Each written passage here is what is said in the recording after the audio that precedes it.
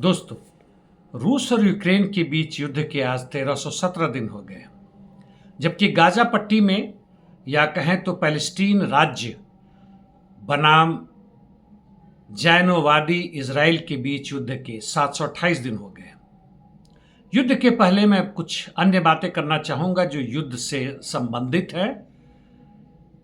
Putin ने कल एक भाषण दिया था, वक्तव्य दिया था, प्रश्नों के उत्तर भी दिए थे।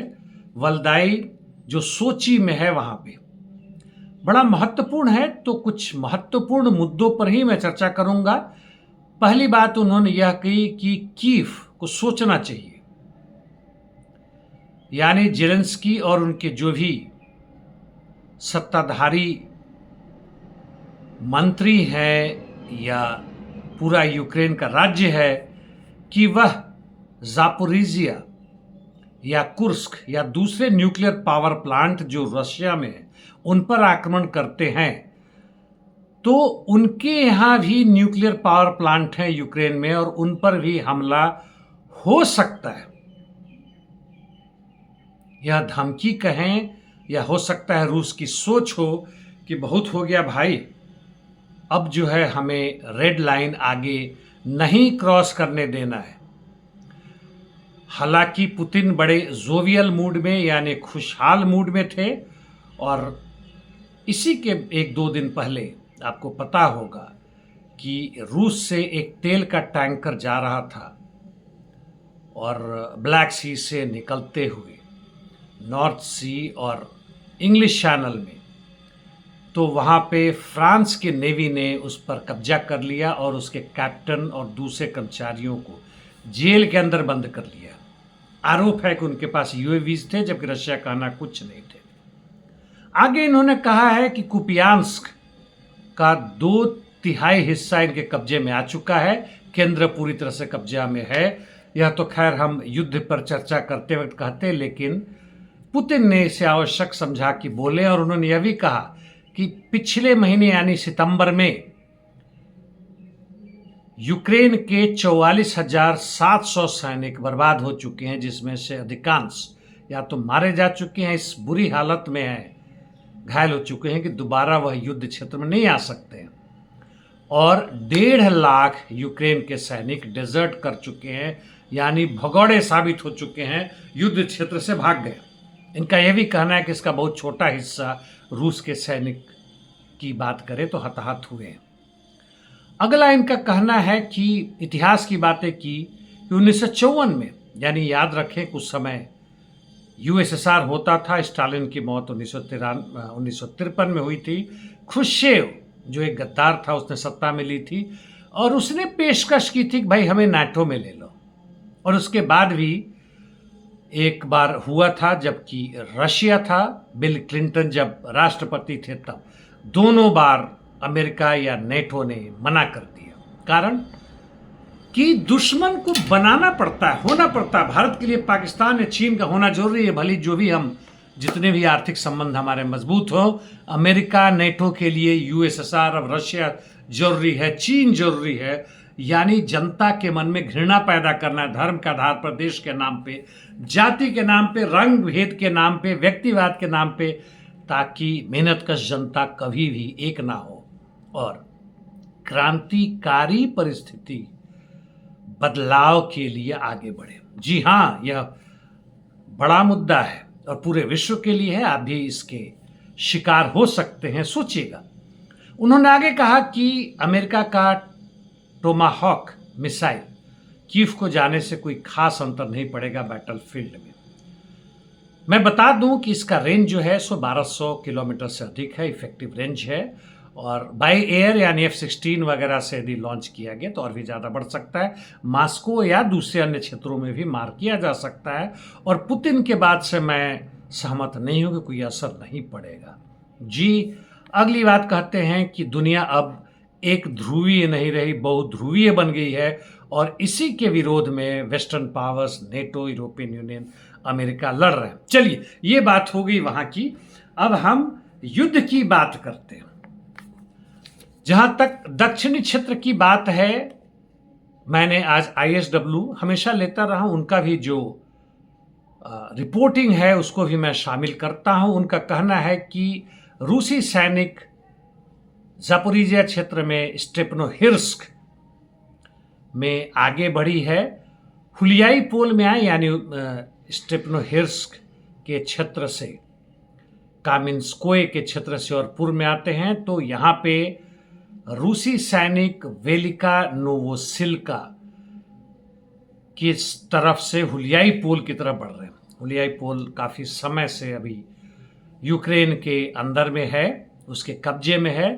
और भी रूसी सैनिक नोवो इवानिवका के दक्षिण में, उस पे नेवका की तरफ और पिर्वोमाइस्की तथा यानचुल नदी की तरफ। यानचुल नदी अब बढ़ते हुए वहां तक पहुंच गए हैं, जहां से अब डिप्रो पेट्रोवस्क और बाकी क्षेत्र भी शुरू होंगे। रूसी सैनिकों का ऑफेंसिव ऑपरेशन पावलियोका की तरफ जारी है। अब पुक्रोवस्क क्षेत्र में आते हैं। यहाँ फिर से आईएसडब्ल्यू का कहना है कि पुक्रोवस्क के कुछ क्षेत्र में यूक्रेन के सैनिक आगे बढ़े हैं। दोब्रोपिलिया क्षेत्र में, उसको टैक्टिकल एरिया कहते हैं, यहाँ पे रूसी सैनिकों ने काफ़ी ज़बरदस्त बढ़त ले ली है। जोलोती कोलोड्याज के उत्तर में और उसके पूरे क्षेत्र में, जो नोव शाखो और कुचेरीव क्षेत्र के उत्तर में है, और उन्होंने पांक्यूका पर कब्जा कर लिया है, आईएसडब्ल्यू ने माना है। यूक्रेन ने दोरोजनी उसी क्षेत्र में है, उस पर कब्जा कर लिया है, जो नोवोपावलिवका के ऊपर में है। अन्य क्षेत्रों में जबरदस्त लड़ाई है। जहां तक टोरेस्क चासिव यार की बात से है, वहां से कॉन्स्टांटिनिवका दूस्किवका की तरफ रूसी सैनिकों का धीमे गति से लेकिन बढ़त जारी है। सिवर्स्क में, सिवर्स्क सिटी के उत्तर में आगे बढ़े। अब आते हैं नॉर्थ ईस्ट यूक्रेन। लिमान क्षेत्र में रूसी सैनिकों का बढ़त लगातार जारी है, लिमान के करीब पहुंच रहे हैं, और लिमान से और ऊपर कुपियांस्क के बीच में, यानी क्रेमिना स्वातु क्षेत्र, और वहीं से फिर कुपियांस्क ऊपर में, वहां बढ़ रहे हैं। अब उत्तरी खार्को क्षेत्र में यानी वोल्चांस्क में आते हैं। रूसी सैनिकों का बढ़त लगातार जारी है। वोल्चिया रिवर के लेफ्ट बैंक और उसके साउथ वेस्ट क्षेत्र में, यानी वोल्चिया शहर के दक्षिण पश्चिम क्षेत्र में 500 मीटर बढ़े हैं, जबकि उससे सटे हुए फॉरेस्ट साइनिल निको में 300 मीटर बढ़े हैं। यह अच्छी बढ़त है। सुमी में तकरीबन अभी पोजिशनल बैटल जारी है। जहां तक इंटरडिक्शन मिशंस की बात है, रूसी सेना ने 300 से अधिक ड्रोन्स और 7 बैलिस्टिक मिसाइल दागे, जबकि यूक्रेन ने सोची और क्रीमिया पर भी आक्रमण किया। सोची पर यह धमकाने की बात थी पुतिन को, लेकिन इससे कोई खास अंतर नहीं पड़ता है।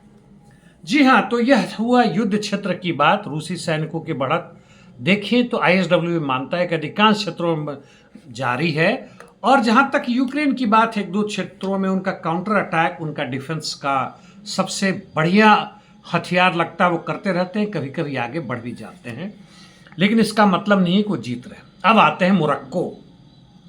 जी हाँ, यह महत्वपूर्ण बात है। बांग्लादेश, उसके पहले श्रीलंका, बाद में हमने देखा इंडोनेशिया, नेपाल, हमें पता है बगल में क्या हुआ है, और कई दुनिया के अन्य देशों में तथाकथित रूप से जो युवा वर्ग के लड़के लड़कियां हैं वो आंदोलन में शामिल हो रहे हैं, और मोरक्को में पिछले हफ्ते से बहुत जबरदस्त चल रहा है। इसकी चर्चा वेस्टर्न मीडिया, यहाँ तक कि हमारे गोदी मीडिया में नहीं चल रहा है, और उसमें 3 या उससे अधिक लोग मारे गए और सैकड़ों घायल हुए, जिसमें 100 से अधिक तो वहाँ के पुलिसकर्मी और सेना भी घायल हुए। कारण वहाँ का करप्शन और गवर्नमेंट स्पेंडिंग। गवर्नमेंट जो है, सरकार बहुत खर्च कर रही है, बिलियंस डॉलर के बराबर उन्होंने लोकेट किया। किसके लिए? स्टेडियम्स बनेंगे, क्योंकि 2030 में फीफा वर्ल्ड कप होने वाला है। लोग मजे लेंगे, और ये फीफा वर्ल्ड कप जहाँ जाता है वहाँ प्रचार प्रसार वगैरह के लिए खिलाड़ियों को पैसे देते हैं, और स्पॉन्सर्स इनको पैसे मिलते हैं, और लाखों करोड़ों नहीं अरबों डॉलर में कमाते हैं।